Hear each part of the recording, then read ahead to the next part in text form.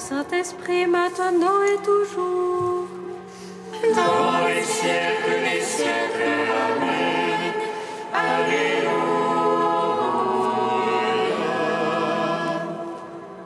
Louez Esprit Saint.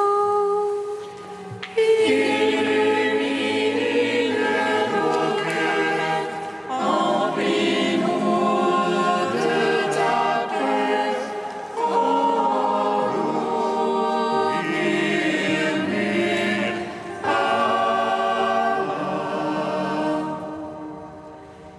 Tu es notre vie, ô Dieu, toi notre joie, feu de tendresse. Viens, Esprit Saint, illumine nos cœurs, emplis-nous de ta paix. Oh, murmure,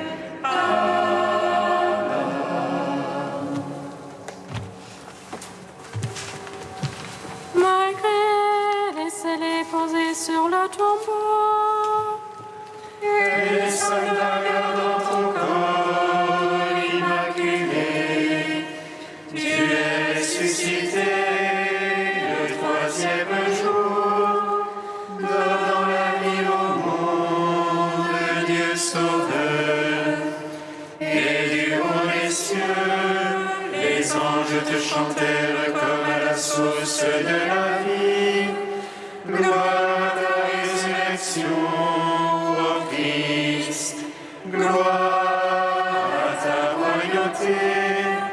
Gloire à ton œuvre de salut, Seigneur, ami des hommes. Malgré, laissez-les poser sur le tombeau, et les soldats dans ton corps immaculé. Tu es ressuscité le troisième jour, donnant la vie au monde, Dieu sauveur. Et du haut des cieux, les anges te chantèrent comme à la source de la vie. Gloire à ta résurrection, ô Christ. Gloire à ta royauté. Gloire à ton œuvre de salut, Seigneur, ami des hommes. Malgré, laissez-les poser sur le tombeau, et les soldats gardant ton corps immaculé. Tu es ressuscité le troisième jour, donnant la vie au monde, Dieu sauveur. Et du haut des cieux, les anges te chantèrent comme à la source de la vie. Gloire à ta résurrection, ô Christ. Gloire à ta royauté. Gloire à ton œuvre de salut, Seigneur, ami des hommes. Psaume 118, strophe 4. Sur les chemins de ta parole, Seigneur, tu as mis mon cœur au large.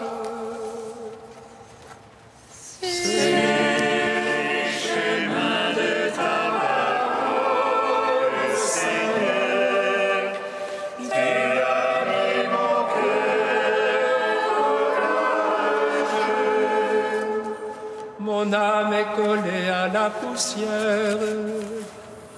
Vivifie-moi selon ta parole. J'ai du même les voix, tu me réponds. Apprends-moi tes volontés. Fais-moi comprendre la voie de tes préceptes. Je méditerai sur tes merveilles. De chacun mon âme et le temps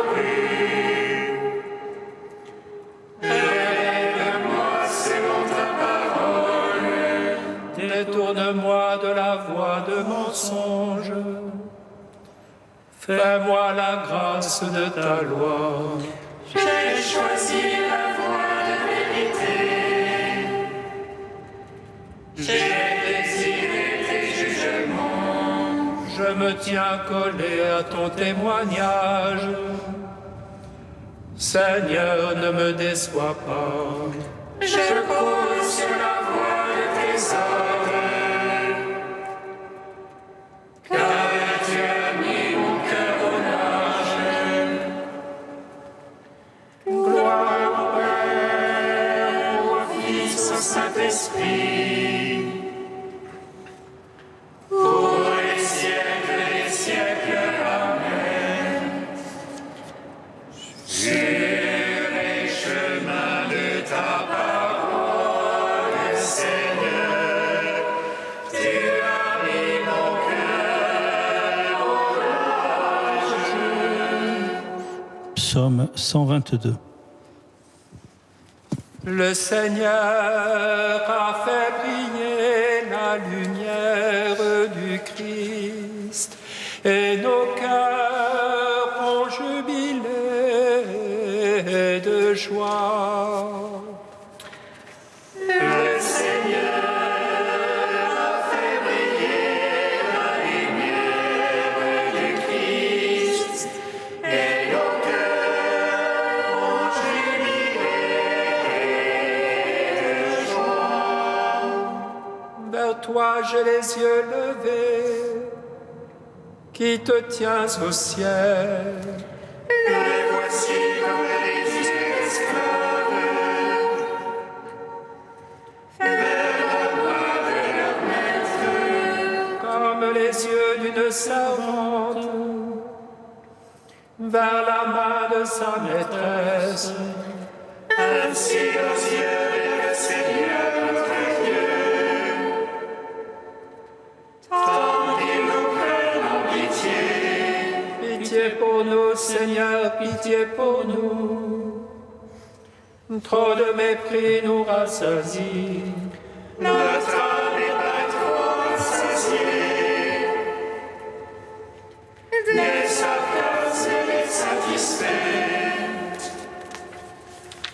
Gloire au Père, au Fils, au Saint-Esprit, pour les siècles des siècles. Amen. Le Seigneur a fait briller la lumière du Christ et nos cœurs ont jubilé de joie. Psaume 123. Sans le Seigneur qui était pour nous, à Israël de le dire. Sans le Seigneur qui était pour nous, quand on nous prit à la gorge, Alors il nous avalait tout vifs dans le feu de leur colère.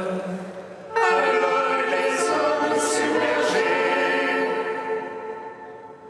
le torrent passait sur nous. Alors il passait sur notre âme en eaux écumantes. Béni soit Dieu qui n'a point fait de nous la voix de leur temps. Notre âme est comme un oiseau s'est échappé du filet de l'oiseleur. Voici le filet s'est rompu et nous avons échappé. Notre secours est dans le nom du Seigneur qui a fait terre et ciel. Gloire au Père, au Fils, au Saint-Esprit, pour les siècles des siècles. Amen. Le Seigneur a fait briller la lumière du Christ et nos cœurs ont jubilé de joie. Cantique d'Isaïe 55, page 298.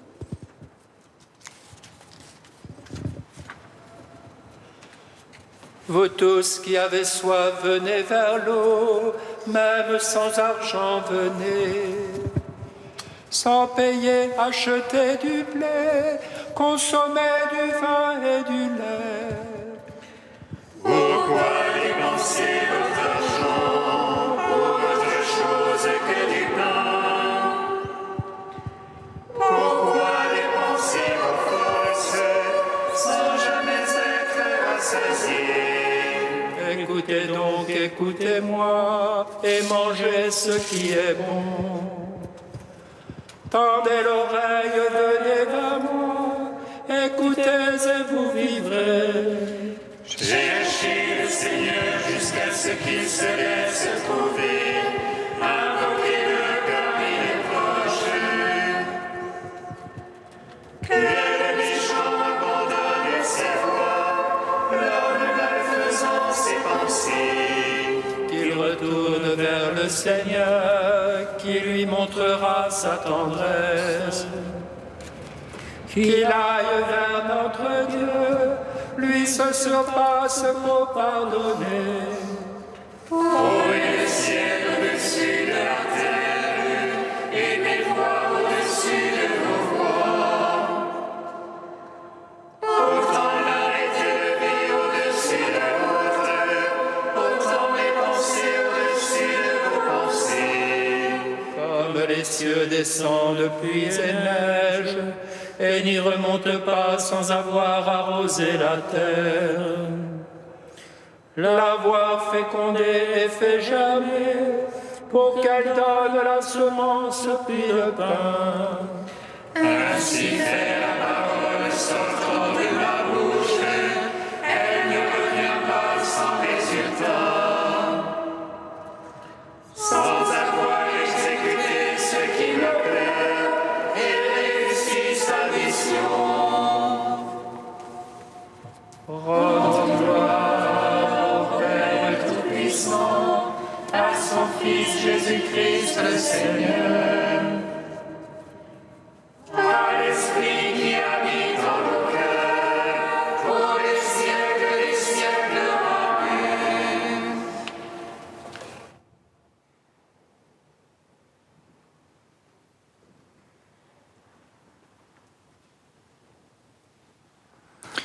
Du Père Bernard Ducruet, reposez-vous un peu. Un penseur a imaginé l'homme moderne comme un homme qui est sorti de sa maison et qui a perdu la clé pour y rentrer. Se reposer, c'est cesser de travailler et revenir à la maison. Nous habitons la périphérie de notre être. Nous sommes prisonniers de notre moi social. Les relations extérieures nous accaparent. La préoccupation de notre santé nous enferme dans notre moi biologique. Nous restons dans notre univers mental, celui de nos idées, de nos études, de nos recherches. Nous vivons dans le rêve ou l'imaginaire. Nous développons un surmoi idéal qui nous emprisonne dans ses exigences. Et partout où nous allons, nous nous retrouvons prisonniers de notre histoire, d'une hérédité, d'une éducation, d'un pays, d'une race, d'une époque, d'une santé, d'une maladie. Mais un appel profond nous habite, qui retentit depuis l'origine. Quitte ton pays, ta parenté et la maison de ton père, pour le pays que je t'indiquerai. Cet appel à une libération pour chercher le lieu de notre repos est-il seulement invitation à changer de lieu ? Plus simplement, cet appel n'est-il pas une invitation à revenir à la maison et habiter avec soi-même ?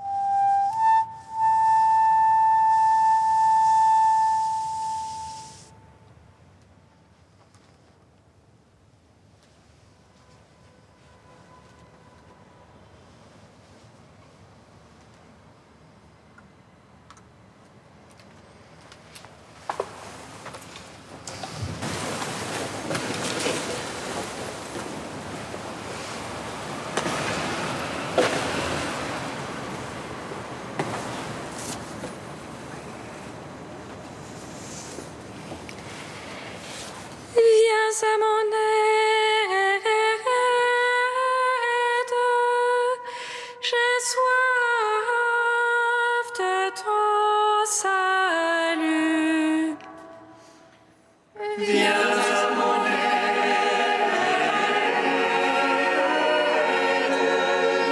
J'ai soif de ton salut. À cause de ton nom, ne méprise pas, n'humilie pas le trône de ta gloire. Rappelle-toi, ne romps pas ton alliance avec nous. Viens à mon aide.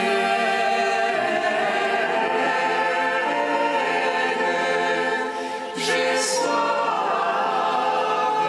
de ton salut. Lecture du livre du prophète Jérémie. Que mes yeux ruissellent de larmes nuit et jour sans s'arrêter. Elle est blessée d'une grande blessure, la Vierge, la fille de mon peuple, meurtrie d'une plaie profonde. Si je sors dans la campagne, voici les victimes de l'épée. Si j'entre dans la ville, voici les souffrants de la faim. Même le prophète, même le prêtre parcourent le pays sans comprendre. As-tu donc rejeté, Juda? Es-tu pris de dégoût pour Sion? Pourquoi nous frapper sans remède? Nous attendions la paix et rien de bon. Le temps du remède et voici l'épouvante. Seigneur, nous connaissons notre révolte, la faute de nos pères. Oui, nous avons péché contre toi. À cause de ton nom, ne méprise pas, n'humilie pas le trône de ta gloire. Rappelle-toi, ne romps pas ton alliance avec nous. Parmi les idoles des nations, en est-il qui fasse pleuvoir? Est-ce le ciel qui nous donnera les pluies? N'est-ce pas toi, Seigneur notre Dieu? Nous espérons en toi, car c'est toi qui as fait tout cela.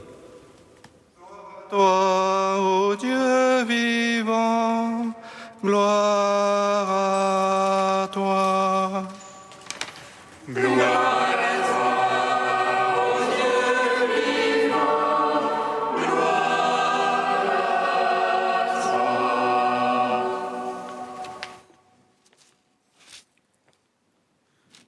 Pour confirmer l'enseignement de Jérémie, le Seigneur a envoyé une terrible sécheresse. Le texte que nous avons entendu est un des 3 poèmes qui se rattachent à cette sécheresse suivie d'une famine. Cette sécheresse est difficile à dater. Il semble que les poèmes qu'il évoque sont une œuvre de jeunesse de Jérémie qui, pour la seule fois, se fait l'interprète de la pénitence collective pour apitoyer le Seigneur. Le poème que nous avons entendu est une confession. Alors que dans ses lamentations, le prophète a en vue les effets sinistres de l'invasion, le peuple s'en tient toujours au mal présent. Il ne connaît que la sécheresse. Pourtant, ce mal annonce un mal plus grand encore. Les famines étaient fréquentes en Palestine. Déjà, la migration d'Abraham en Égypte et celle des fils de Jacob étaient dues à de telles famines. La grande famine au temps d'Élie devint même comme le prototype du châtiment prophétique. Ainsi, la famine dont parle Jérémie pousse à regarder plus loin. Elle est un fléau qui appelle à la conversion, afin de pouvoir réagir au fléau de l'invasion qui s'annonce, au sujet duquel le prophète parle en vain. Absurdité, non-sens, thème qui ne date pas d'aujourd'hui. Même le prophète, même le prêtre parcourent le pays sans comprendre. Ceux qui savent interpréter la parole de Dieu et l'actualiser, ceux-là sont démunis face à la réalité de ce qui arrive à Juda. C'est que le Seigneur frappe sans remède. Le mal semble tellement irréversible qu'on n'y trouve pas la possibilité d'une correction. C'est plutôt un anéantissement. Nous attendons la paix et rien de bon, le temps du remède et voici l'épouvante. Pourtant, la conscience du peuple connaît la faute. Seigneur, nous connaissons notre révolte, la faute de nos pères. Oui, nous avons péché contre toi. Malgré le sentiment de l'absurde, Judas s'efforce d'amener sa faute devant Dieu. À cause de ton nom, ne méprise pas, n'humilie pas le trône de ta gloire. Jérémie fait appel à Dieu qui se doit de rester égal à lui-même. Il ne peut pas abandonner complètement le peuple qu'il a choisi. Rappelle-toi, ne méprise pas ton alliance avec nous. Parmi les idoles des nations, en est-il qui fassent pleuvoir? Là, Jérémie utilise le thème classique de la fidélité de Dieu à son alliance et de sa supériorité sur les idoles. En définitive, malgré la difficulté à croire après un tel coup porté contre Judas, il s'agit de croire malgré tout. Ce passage est d'une grande valeur pour nous aider à croire dans nos difficultés. Les difficultés elles-mêmes font la trame de l'histoire du peuple élu. Elles peuvent nous aider à croire plus fort et à surmonter nos épreuves.